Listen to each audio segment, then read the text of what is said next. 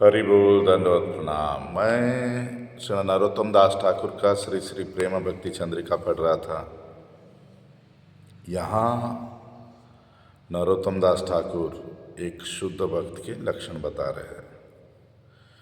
वचनेर अगोचर वृंदावन हेनो स्थल स्वप्रकाश प्रेमानंद घन जहाते प्रकट सुख नाही जरा मृत्यु दुख कृष्ण लीला रस अनुक्षण। हमारी शब्दों के ऊपर है वृंदावन। वहाँ प्रकाश स्वप्रकाश है। वृंदावन को सूर्य चंद्र की जरूरत नहीं पड़ती। कौन सा प्रकाश है? प्रेम के आनंद का प्रकाश है। यहाँ जो सुख प्रकट हुआ है वहाँ जरा मृत्यु नहीं है, बुढ़ापा नहीं है, मृत्यु नहीं है, दुख नहीं है। सिर्फ कृष्ण लीला का रस है, अनुक्षण, हर क्षण। तो हमें समझना चाहिए कि वृंदावन हम जो अभी देख रहे हैं, हमको वो दृष्टि नहीं है। हमारे शब्दों से हम वृंदावन का वर्णन नहीं कर सकते। स्वप्रकाश, पृथ्वी भी अपने आप प्रकाश करती है। राधा कृष्ण सखियाँ मंचिरियाँ सारे ब्रजवासी के शरीर से जैसे प्रकाश निकलता है, और ये हमारे शरीर से भी निकलेगा। वहाँ का प्रेम, अगर हमारी साधना ठीक होगी तो स्वप्रकाश होगी। हम क्या कर रहे हैं, बहुत बार इधर उधर भाग रहे कि हो जाएगा। विशेष करके आजकल देखा, लोग सोचते हैं वृंदावन में घर ले लो, भगवान की कृपा हो जाएगी, या वृंदावन दर्शन के लिए जाते हैं बिना साधु के। तो भगवान चैतन्य महाप्रभु ने 3 चीज़ें बताई कि वृंदावन कभी अकेले नहीं जाना चाहिए, साधु के साथ जाना चाहिए, साधु के साथ ही रहना चाहिए, वहाँ भी स्वतंत्रता नहीं। दूसरा बोले कि वहाँ ज़्यादा दिन नहीं रहना चाहिए, अपराध हो जाएगा। तीसरा, ब्रजवासियों के बारे में कुछ बात मत करो, सही गलत, उनको उनका काम करने दो, हमें उनके बारे में बात करने की क्या बोलते हैं, परमिशन नहीं। तो क्या हो रहा है, ज़्यादातर लोग तो बुढ़ापे में जाते हैं। तो बुढ़ापे में तो फिर क्या है, मृत्यु की बातें, दुख, संसार की बातें। तो यहाँ तो बता रहे हैं कृष्ण लीला रस हर क्षण। दूसरी बात, दूसरा विचार वृंदावन में नहीं होना चाहिए। तो जहाँ बुढ़ापा नहीं, जहाँ मौत नहीं, जहाँ दुख नहीं, ऐसे स्थान पे हम चले जाएं और हम वहाँ की बातें करें, कैसा रहेगा?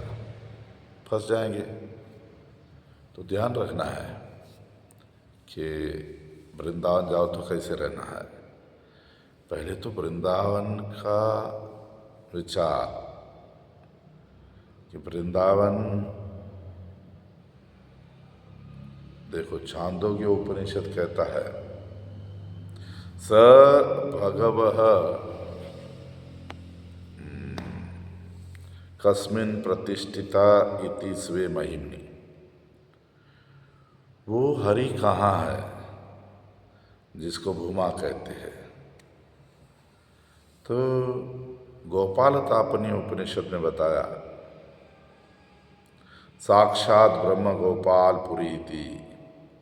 गोपाल साक्षात रूप से अपने ब्रजधाम में रहते हैं। तो वृंदावन धाम को वराह पुराण में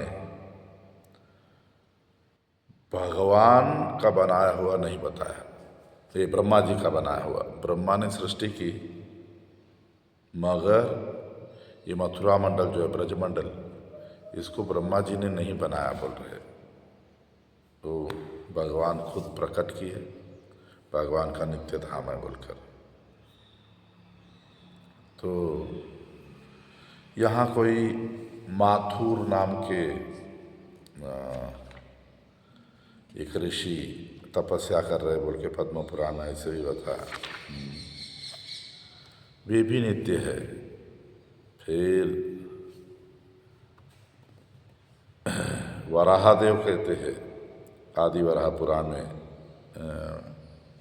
भूमि देवी वह को के मैंने ये मथुरा मंडल जैसा स्थान और कहीं देखा नहीं सारे सृष्टि में। तो पद्म पुराण में कहते हैं कि हमारी इन आँखों से हम ब्रजधाम का दर्शन नहीं कर सकते। जरा जरा हमें बाकी यहाँ जैसे नरोत्तम दास ठाकुर भी बोल दिए कि हमारे शब्दों से हम वृंदावन धाम ब्रजधाम का वर्णन नहीं कर सकते। दूसरी बात बताई कि ये स्वप्रकाश प्रेमानंदगण, ये प्रेम का आनंद अंदर से प्रकाशित होगा। तो चैतन्य चरितामृत में बताया सर्वग अनंत विभु कृष्ण तनुसम ऊपर यधो व्यपी आछे नाही को नियम।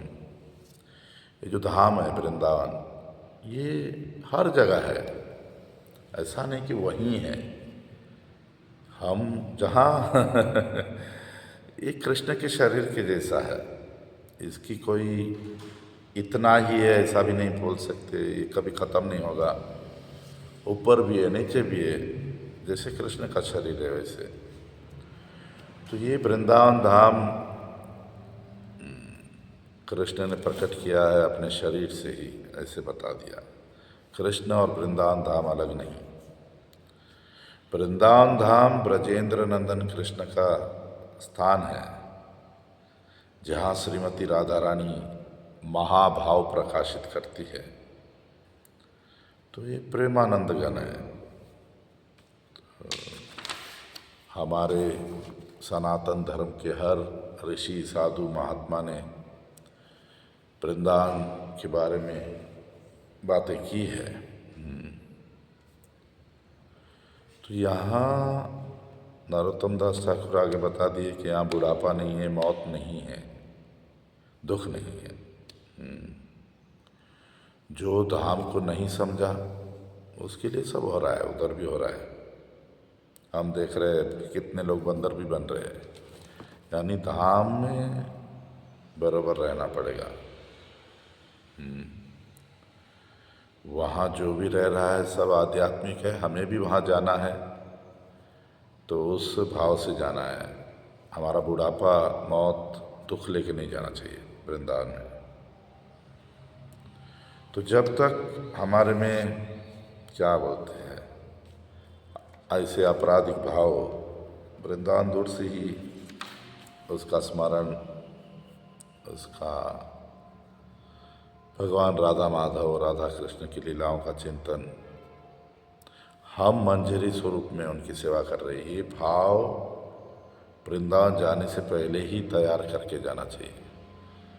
वहाँ जाकर संसार की बातें, संसार का चिंतन कभी नहीं होना चाहिए। हरि बोल, दंडवत प्रणाम।